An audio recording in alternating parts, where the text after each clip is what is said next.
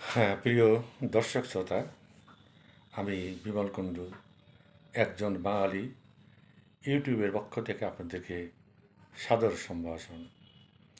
বন্ধুগণ, আজ 26 মার্চ, স্বাধীনতা দিবস। বিগত 1.5 বছরে আমরা যে ভয়াবহ অবস্থার মধ্য দিয়ে এসেছি, তার প্রেক্ষিতে আজ যখন ভিডিও করতে যাচ্ছি স্বাধীনতা দিবসের দাঁড়িয়ে, তো সে প্রসঙ্গে নাম আমাকে দিতে হচ্ছে বিপন্ন স্বাধীনতা। বন্ধুগণ, কেন আজকে স্বাধীনতা দিবসে আমাকে বলতে হলো বিপন্ন স্বাধীনতা? সেই কথা যদি বিশ্লেষণ করতে যাই, তাহলে অনেক আগে থেকেই আমাকে এই স্বাধীনতার পটভূমিটা একটু বর্ণনা করতে হবে। বন্ধুগণ, 1971 সালে যখন আমাদের স্বাধীনতা সংগ্রাম একটা বাস্তব রূপ নিতে যাচ্ছে, চূড়ান্ত পর্যায়ে যেই আমরা স্বাধীনতা যুদ্ধে নামব, এরকম একটা অবস্থায় যখন তৎকালীন পূর্ব পাকিস্তানের বুকে পাকিস্তান সরকার, সামরিক সরকার general Yahya Khan steam roller চালিয়ে দিয়েছেন, মেজরিটি ছিটে জয়লাভ করা সত্ত্বেও পূর্ববঙ্গের আওয়ামী লীগের প্রধান বঙ্গবন্ধু শেখ মুজিবুরের কাছে পশ্চিম পাকিস্তান কোনো মতেই ক্ষমতা হস্তান্তর করছে না, নানা রকম টালবাহানা করে যাচ্ছে। আমি তখন ঢাকা ভার্সিটির ফাইনাল ইয়ারের ছাত্র, থাকি জগন্নাথ হলের পশ্চিম বাড়ির 14 নম্বর রুমে। এই রুমে আমরা 3জন ছাত্র ছিলাম, আমি, রাজবাড়ির সত্যনারায়ণ চৌধুরী এবং মেহেরপুরের অনুপ চক্রবর্তী। তখন জগন্নাথ হল ছাত্র সংসদে ক্ষমতায় ছিল ছাত্র ইউনিয়ন, তারা এই মেজরিটি ছিল। আমরা যারা ছাত্রলীগ করতাম, আমরা জগন্নাথ হলে অ্যাকচুয়ালি ছিলাম মাইনরিটি, সংখ্যালঘু। তখন জগন্নাথ হলে আমাদের নেতা ছিলেন চিরাগানের স্বপন চৌধুরী। তিনি একাধারে জগন্নাথ হলে ছাত্রলীগে আমাদের নেতা, অন্যদিকে পূর্ব পাকিস্তান ছাত্রলীগের প্রচার সম্পাদক, যখন ডাকসুর বিবি ছিলেন তোফায়েল আহমেদ। বন্ধুগণ, 71-এর ফেব্রুয়ারির দিকে যখন আমরা পূর্ববঙ্গবাসী স্থির সিদ্ধান্তে পৌঁছতে পারলাম যে ওরা কোনো মতেই পাকিস্তানের ক্ষমতা হস্তান্তর করবে না, তখন বঙ্গবন্ধুর ডাকে রাজপথে শুরু হলো ভয়ঙ্কর আন্দোলন। প্রতিদিন মিছিল আর মিছিল ঢাকার রাজপথ প্রকম্পিত করে তখন জোরে ভেসে আসছে শুধুই একটি মাত্র স্লোগান, বীর বাঙালি অস্ত্র ধরো, বাংলাদেশ স্বাধীন করো, পদ্মা মেঘনা যমুনা তোমার আমার ঠিকানা। জয় বাংলা তখনও স্লোগান হয়ে ওঠেনি। ফেব্রুয়ারি মাস থেকেই জাতির জনক বঙ্গবন্ধুর উপর ছাত্র সমাজের পক্ষ থেকে চাপ তৈরি করা হচ্ছিল যে বঙ্গবন্ধু আপনি স্বাধীনতা ঘোষণা করুন। যাই হোক, এটা তো আমরা তখন বুঝতাম না। বঙ্গবন্ধু এবং কেন্দ্রীয় নেতৃত্ব, আওয়ামী লীগের কেন্দ্রীয় নেতৃত্ব তখন আলাপ আলোচনা করে 7ই মার্চ রেসকোর্স ময়দানে সম্মেলন দিন ধার্য করলেন, যেখানে বঙ্গবন্ধু ভাষণ দেবেন। এই ভাষণকে কেন্দ্র করে ছাত্র সমাজ উদ্বলিত হয়ে উঠল। নির্দিষ্ট দিনে বঙ্গবন্ধু তৎকালীন রেসকোর্স ময়দান, আজকে সরোয়ার্দী উদ্যান, সেই ময়দানে 10 লক্ষ লোক সেদিন সমবেত হয়েছিল বঙ্গবন্ধুর ভাষণ শুনবার জন্য। সবাই আশা করেছিল যে আজকে বঙ্গবন্ধু স্বাধীনতার ঘোষণা দেবেন। আমরা জগন্নাথ হলের ছাত্ররা ঠিক সামনের দিকে বসেছিলাম। সব হল থেকে একসঙ্গেই যার যার হলের নেতাদের মাধ্যমে আমরা এসে সম্মেলনে যোগ দিয়েছিলাম। সেই 7ই মার্চের ঐতিহাসিক ভাষণে এক একটা হৃদস্পন্দন নেমে এসেছিল আমাদের মধ্যে মহানায়কের বক্তব্য শুনিয়ে। তিনি বলছিলেন, প্রত্যেক ঘরে ঘরে দুর্গ জোরে তোলো, তোমাদের যার যা আছে তাই নিয়ে শত্রুর মোকাবেলা করবে। এবারের সংগ্রাম তোমাদের মুক্তির সংগ্রাম, এবারের সংগ্রাম স্বাধীনতার সংগ্রাম। বন্ধুগণ, মনে হয় লক্ষবার কোটিবার এই কথা উচ্চারিত হয়েছে সারা পৃথিবী জুড়ে বাঙালির মুখে মুখে। সেদিন যে দিক নির্দেশনা পেলাম, বঙ্গবন্ধু বললেন যে খাজনাপত্র পাকিস্তানকে সমস্ত বন্ধ করে দাও। যারা চাকরি করে তারা ধর্মঘটের কারণে যদি অফিসে না যেতে পারে, তাদের বেতন বন্ধ করা যাবে না, বেতন তাদের বাড়িতে গিয়ে পৌঁছে দিতে হবে। এবং আজকের দিন থেকে বঙ্গবন্ধু বললেন যে আমার হুকুমে পূর্ববঙ্গ চলবে, পূর্ববঙ্গ পরিচালিত হবে আমার হুকুমে। আমি যেটা বলবো আপনারা সেইভাবে সমস্ত দেশবাসী চলবেন। বঙ্গবন্ধুর এই ভাষণ, ঐতিহাসিক ভাষণ শুনে আমরা ফিরলাম হলে।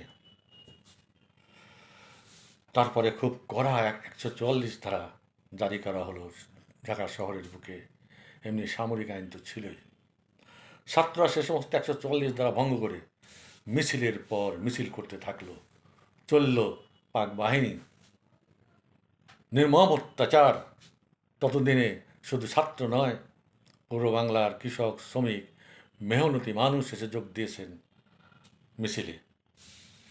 বিভিন্ন জায়গায় গুলি চলল।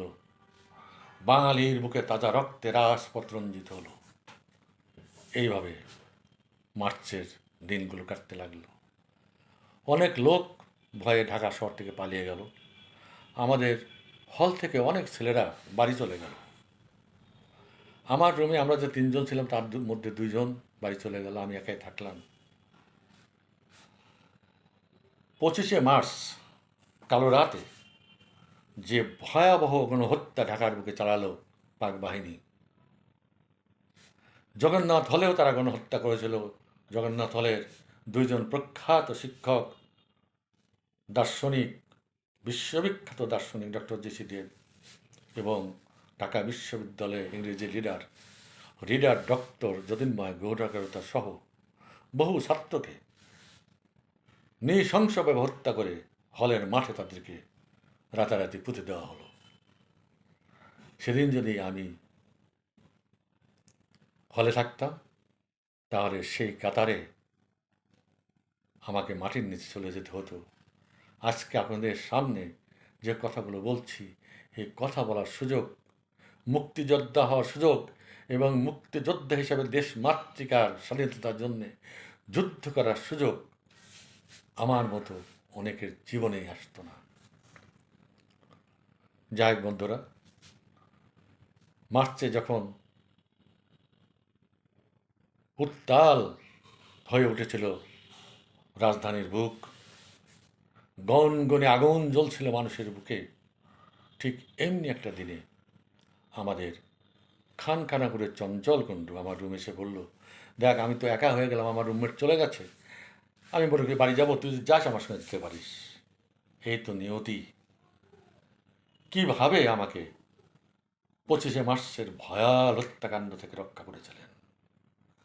চঞ্চলের ডাকে সেদিন আমি ওর সঙ্গে বেরিয়ে পড়লাম। প্রথমে গাবতলী এলাম, এসে দেখি মানিকগঞ্জ একটা হত্যাকাণ্ড হয়েছে, পাক বাহিনী গুলি চালিয়েছে। নবীনগরে ক্লাস 9-এ পর একটা ছেলে, নামটা আমি ভুলে গেছি, নামটা আমার ডায়েরিতে লেখা ছিল, সেই ডায়েরিতে হারিয়ে গেছে, তাকে হত্যা করা হয়েছে। কাজে ওদিকে বাস বন্ধ। দুজনে পরামর্শ করে এলাম সদরঘাটে। যাই হোক, সন্ধ্যার দিকে একটা লঞ্চ পেয়ে সেই লঞ্চে উঠে ভোর রাতের দিকে গোয়ালন্দে এসে নামলাম। গোয়ালন্দ থেকে পাংশা ট্রেনে, পাংশার থেকে পদ্মা পার হয়ে আমি আমার রায়পুর গ্রামে এসে হাজির হলাম। এসেই আমার ওখানে যে আওয়ামী লীগের ছোটোখাটো একজন নেতা ছিলেন ডক্টর আবুল হোসেন এবং মালিপা হাই স্কুলের সহকারী প্রধান শিক্ষক ফজলুল হক সাহেবের সঙ্গে পরামর্শ করে এলাকার নিরাপত্তা বিধানে জনগণকে সংগঠিত করবার কাজে লেগে গেলাম। কারণ ওই যে বঙ্গবন্ধুর যে ডাকটা প্রত্যেক ঘরে ঘরে দুর্গ করে তোলো, তোমাদের যা যা আছে তাই নিয়ে শত্রু মোকাবেলা করবে, সেটাই যে হৃদয়ের মধ্যে অনুরণিত হচ্ছিল সর্বক্ষণ, সেটাকে ফলো করে এই কাজটা, সংগঠনের কাজটা শুরু করেছিলাম। এইভাবে এপ্রিল মাসের 6 তারিখ সকালে খবর পেলাম যে পাকবাহিনী গানবোট এবং ফেরি নিয়ে নগরবাড়ি ঘাটের দিকে এগিয়ে যাচ্ছে, এখান দিয়ে তারা উত্তরবঙ্গে প্রবেশ করবে। হাজার হাজার মানুষ তখন এই পাকবাহিনীকে প্রতিহত করার জন্যে যার যা আছে লাঠি সরকি ফালা নিয়ে গ্রামের লোকেরা দৌড়াতে লাগলো। আমিও নগরবাড়ির ঘাটে বন্ধুদের সঙ্গে এসে হাজির হলাম। আমাদের সঙ্গে ছিল এলাকার এক ভদ্রলোকের একটা গাদা বন্দুক, আর তখন আমরা পাবনার ডিসি তার মালখানা থেকে আহসান হাবিব নামে রানীনগরের একটা ছেলের নেতৃত্বে 7টা রাইফেল পেয়েছিলাম। সেটা আমাদের সম্বল ছিল। তো নগরবাড়ি ঘটে যে হাজার হাজার প্রায় 10,000 লোক হবে জমায়েত হয়েছিল, তার অগ্রভাগে ছিলেন ইপিআরের ইপিআরের সৈনিক এবং আনসার বাহিনী, তাদের কাছে রাইফেল ছিল। পাক বাহিনীর গানবোট যখন লক্ষ্যগোচর হলো তখন এপারে রাইফেল থেকে আমাদের আনসার বাহিনী গুলি ছুড়ে, সেই গুলির শব্দ পেয়ে পাক বাহিনী তাদের এলএমজি থেকে গোলাবর্ষণ করতে লাগলো। মেশিন গানে সেই গোলাবর্ষণে সামনে যারা ছিল প্রচুর হতাহত হলো, আর যারা পিছনে ছিল পাবলিক ছত্রভঙ্গ হয়ে ছুটে পালাতে লাগলো। আমরাও ছুটে পালালাম। আমার হাতটা ফজলুল হক সাহেবের হাতে ধরা ছিল।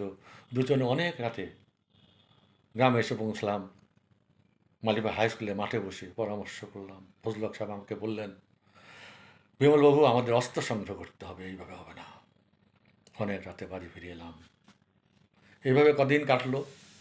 12ই মে আমার গ্রামের রাজাকারদের এলাকার রাজাকারদের সহায়তায় পাবনা থেকে পাক বাহিনী সে সুজানগর থেকে আমার পার্শ্ববর্তী গ্রাম গোপিনপুর পর্যন্ত 3 ঘন্টা প্রায় 1200 লোককে হত্যা করল। এই হত্যাকাণ্ডের দিনই রাত্রে আমি পদ্মা পার হয়ে পাংশায় চলে আসি। ওখানে পাংশার কয়েকটি ছেলের সঙ্গে এক দালালের মধ্য দিয়ে প্রায় 3 দিন পায়ে হেঁটে ভারতের বর্ডার পার হয়ে অনেক কষ্ট করে কলকাতায় গিয়ে পৌঁছায়। সেখান থেকে খবর নিয়ে নদিয়া জেলার কেচুয়াডাঙ্গায় আমাদের জন্য যে ক্যাম্প তৈরি হয়েছিল, প্রশিক্ষণ ক্যাম্প, ট্রানজিট ক্যাম্প বলতে থাকে, আমি সেখানে এসে আমার সঙ্গে ছিল দেলোয়ারই কলকাতা থেকে আমাকে পথ দেখে নিয়ে এসে, কারণ ও আগেই কেচুয়াডাঙ্গা গিয়েছিল। তো কেচুয়াডাঙ্গা আমার সঙ্গে যারা যোগদান করলেন, অধ্যক্ষ ফজলুল হক সাতবাড়িয়া কলেজের, mister Habibullah Nannu, Jabbar master, Mahatam master, আমাদের খন্দকার জহুল কবির, হাসনু, আরেক জব্বার, খোরশেদ, অনেক ছেলেপেলে আমার এলাকার। আমরা একসঙ্গে কেচুয়াডাঙ্গা ট্রানজিট ক্যাম্পে যোগদান করলাম।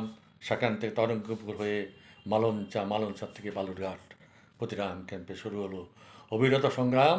এই অবিরত সংগ্রামের মধ্য দিয়ে 1971 সালের 26 মার্চ পাক বাহিনী 93,000 সেনা নিয়ে তাদের নেতা জেনারেল নিয়াজি সরারদি উদ্যানে যৌথ বাহিনীর কাছে আত্মসমর্পণ করল। এইভাবেই 1971 সালের 26 মার্চ স্বাধীন সার্বভৌম গণপ্রজাতন্ত্রী বাংলাদেশ স্বাধীনতা লাভ করল। আমরা লাভ করলাম আমাদের বহুদিনের কষ্টের ফসল, বহু সংগ্রামের ফসল। অর্জিত হলো জাতির জনক বঙ্গবন্ধু শেখ মুজিবুর রহমানের আহ্বানে। বাঙালি পেল একটা স্বাধীন সার্বভৌম দেশ। আজকে সেই দেশের স্বাধীনতা দিবসে দাঁড়িয়ে আমাকে বলতে হচ্ছে বিপন্ন স্বাধীনতা। বঙ্গবন্ধু মাত্র 3.5 বছর সময় পেয়েছিলেন বাংলাদেশ শাসন করার। পাকিস্তানের জেল থেকে মুক্তি পেয়ে তিনি বাংলাদেশে এসে ক্ষমতা গ্রহণ করেন প্রধানমন্ত্রী হিসাবে। ঠিক ৩.৫ বছরের মাথায় পরাজিত ৭১-এর পরাজিত আল বদর রাজাকারের ষড়যন্ত্রে এবং পাকিস্তানি আইএসআইয়ের ষড়যন্ত্রে আর্মির মধ্যে লুকিয়ে থাকা স্বাধীনতা বিরোধী একটা চক্র জাতির পিতাকে সপরিবারে হত্যা করে। তারপর স্তব্ধ বাংলাদেশের শাসন ক্ষমতা চলে যায় সামরিক জান্তাদের হাতে। বহুদিন পর আওয়ামী লীগ সংগঠিত হয়ে শেখ হাসিনা এবং শেখ রেহানা এই দুজন তখন ৭৫ সালে বিদেশে থাকায় তার জীবনে বেঁচে গিয়েছিলেন। বঙ্গবন্ধু হত্যাকাণ্ডের পর দুই বোন আশ্রয় গ্রহণ করেন ভারতে। ভারত থেকে বহুদিন পর আওয়ামী লীগ সংগঠিত হয়ে শেখ হাসিনা রেহানাকে বাংলাদেশে ফিরিয়ে নিয়ে যায় এবং শেখ হাসিনা গিয়ে আওয়ামী লীগের হাল ধরেন। ১৯৯৬ সালে শেখ হাসিনার নেতৃত্বে বাংলাদেশ প্রথমে আওয়ামী লীগ ক্ষমতায় আসেন, শেখ হাসিনা প্রধানমন্ত্রী হন। তারপর বিএনপি খালেদা জিয়ার নেতৃত্বে ক্ষমতায় আসে। এরপর ২০০৮-এর নির্বাচনে আওয়ামী লীগ শেখ হাসিনার নেতৃত্বে আবার ক্ষমতায় আসেন এবং প্রায় ১৫ বছর শেখ হাসিনা প্রধানমন্ত্রী হিসাবে বাংলাদেশকে একটা উন্নয়নশীল দেশের পরিণত করেন, উন্নীত করেন। বাংলাদেশে বিপ্লব ঘটে যায় উন্নয়নের। পদ্মা সেতুর পর তিনি নির্মাণ করেন ঐতিহাসিক ব্রিজ, ঢাকায় প্রতিষ্ঠিত হয় মেট্রো রেল। এই সমস্ত সহ বহু উন্নয়ন, জিডিপির অনেক উঁচুতে বাংলাদেশে আয় চলে আসে, পার ক্যাপিটাল ইনকাম বেড়ে যায়। ঠিক এই মুহূর্তে যে ষড়যন্ত্রকারীরা যারা গোপনে ষড়যন্ত্র করছিল সে আল বদর রাজাকার জামাত, তারা ভিতরে ভিতরে শক্তি সঞ্চয় করে বিদেশে বসেছিল। ডক্টর ইউনুস নোবেল জয়ী, তিনি ছিলেন ডিপ স্টেটের এজেন্ট। তার মেটিকুলাস ডিজাইনের মধ্য দিয়ে, ষড়যন্ত্রের মধ্যে দিয়ে ছোট্ট একটা আন্দোলন হচ্ছিল ছাত্রদের, সেই আন্দোলনটাকে জঙ্গি আন্দোলনে রূপান্তরিত করে শেখ হাসিনার নির্বাচিত সরকারকে গতিচ্যুত করে তারা ক্ষমতা দখল করে। এই জঙ্গি বাহিনী ইউনুস সুৎখোর ইউনুসের নেতৃত্বে শেখ হাসিনা এবং আওয়ামী লীগের নেতৃবৃন্দ ভারতে আশ্রয় গ্রহণ করেন। এখন পর্যন্ত তারা ভারতে আশ্রয় রয়েছে। ডক্টর ইউনুস 18 মাস বাংলাদেশ শাসন করেছে এবং এই সময় যে নির্যাতন, অত্যাচার মানুষের উপর চলেছে, যে হত্যাকাণ্ড ঘটেছে, যে অরাজকতা সৃষ্টি হয়েছে, বহু থানা জ্বালিয়ে দেওয়া হয়েছে, পুলিশদের প্রায় 3,500 পুলিশকে হত্যা করা হয়েছে, বহু মানুষকে, আওয়ামী লীগের কর্মকর্তাদের পিটিয়ে হত্যা করা হয়েছে, ছাত্রলীগদের পিটিয়ে হত্যা করেছে, বহু সংখ্যালঘু হিন্দুদের পিটিয়ে হত্যা করা হয়েছে, তাদের নারীদের উপর নির্যাতন করা হয়েছে। এই 18 মাসে ইউনিশ সরকার বাংলাদেশের প্রশাসন সম্পূর্ণ বিধ্বস্ত হয়েছে, এমনকি বিচার ব্যবস্থা বিধ্বস্ত হয়েছে। এই সুৎখোরের রাজত্বকালে অবশেষে কিছুদিন আগে তিনি একটা মিলিঝিলি সরকার নির্বাচন দিয়ে মিলিঝিলি সরকার গঠন করে বিদায় নিয়েছেন। এই মিলিঝিলি সরকারে অধিক সংখ্যক আসন পেয়ে বিএনপি ক্ষমতায় গিয়েছে এবং তাদের নেতা প্রাক্তন রাষ্ট্রপতি জিয়াউর রহমানের পুত্র তারেক রহমান বিদেশ থেকে ফিরে এসে প্রধানমন্ত্রী হয়েছেন। আর জামাত প্রধানের নেতৃত্বে বিরোধী দল এবং সেই জঙ্গি ছাত্ররা হয়েছে বিরোধী দল। সংসদ যেদিকে গঠন হয়, সংসদে যখন রাষ্ট্রপতি বক্তব্য প্রদান করেন, রাষ্ট্রপতিকে যথাযথ সম্মান এই বিরোধী দলের জামাত, রাজাকার, আল বদর এবং এনসিপির জঙ্গি সদস্যরা তাকে যথাযথ সম্মান পর্যন্ত প্রদর্শন করেনি। জাতীয় সঙ্গীত চলাকালে রীতিমতো জাতীয় সঙ্গীতের অবমাননা করা হয়েছে। এই তাদের যে রাষ্ট্রদ্রোহী আচরণ, এই রাষ্ট্রদ্রোহী আচরণের একটা বিচার হবে বলে আমরা মনে করেছিলাম, কিন্তু গদিনসীন বিএনপি সরকার এবং তার প্রধানমন্ত্রী এই রাষ্ট্রদ্রোহী কাজে তার সহযোগী জামাত এবং এনসিপির জঙ্গিদের বিরুদ্ধে কোনো ব্যবস্থা গ্রহণ করেননি। বাংলাদেশ স্বাধীনতা বিপন্ন কেন? এই ইউনিশ সরকার বাংলাদেশের সেন্ট মার্টিন দ্বীপ আমেরিকার হাতে, দ্বীপ স্টেটের সঙ্গে তার যে চুক্তি বলে আমেরিকার হাতে তুলে দিয়েছে। চিটাগাং বন্দর তুলে দিয়েছে। বাংলাদেশ থেকে তার 18 মাসের শাসন আমলে হাজার হাজার কোটি টাকা বিদেশে পাচার হয়ে গেছে। ডক্টর ইউনূস তার নিজের কাছে পাওনা সরকারের 600 কোটি টাকার ট্যাক্স নিজেই মওকুফ করে নিয়েছেন, নিয়ে বাংলাদেশের অর্থনীতিকে সম্পূর্ণ ধ্বংস করে দিয়েছেন। এবং এই যে অবস্থা করেছে বাংলাদেশ, সোনার বাংলাকে এই সুদখোর ইউনূস সরকার, অবৈধ ইউনূস সরকার শ্মশানে পরিণত করেছে। সেখান থেকে বাঙালি জাতি আর কখনো তার হিত গৌরব ফিরে পাবে কিনা আমরা জানি না। আমরা আশা করেছিলাম এই নতুন সরকার আওয়ামী লীগকে, যে ইউনূস ব্যান করে রেখেছে, ব্যান তুলে দিয়ে আওয়ামী লীগকে দেশে ফিরিয়ে নিয়ে এসে একটা স্থিতাবস্থা রাজনীতি শুরু করবেন। শেখ হাসিনাকে যে অবৈধভাবে, অবৈধ কোর্টের মাধ্যমে বিচার করে তার ফাঁসির আদেশ দেওয়া হয়েছে, সেটাও রিভিউ করে বিচার হবে এবং সে অবৈধ কোর্টকে বাতিল ঘোষণা করবে। কিছুই হয়নি। তাই দেখতে পাচ্ছি বাংলাদেশে আজকে রাজাকার, আলবদর এবং জঙ্গিরা প্রশাসনের সর্বক্ষেত্রে প্রতিষ্ঠা লাভ করেছে। স্বাধীনতার কথা বললে, জয় বাংলার কথা বললে, আওয়ামী লীগের কথা বললেই সঙ্গে সঙ্গে তাদের গ্রেপ্তার করে কারাগারে ঢুকে দেওয়া হচ্ছে। বহু আওয়ামী লীগ নেতাকে কারাগারের মধ্যে হত্যা করা হয়েছে এবং সকল জঙ্গিদেরকে, বিচারাধীন জঙ্গিকে এবং যারা পানিশমেন্ট পেয়েছিল লাইফ টাইম, তাদেরকে জেলখানা থেকে মুক্ত করে দেওয়া হয়েছে।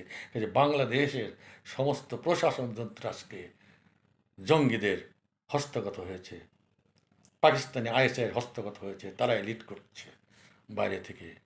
এই জন্য আমি বলেছি বিপন্ন স্বাধীনতা 2026 সালের 26 মার্চ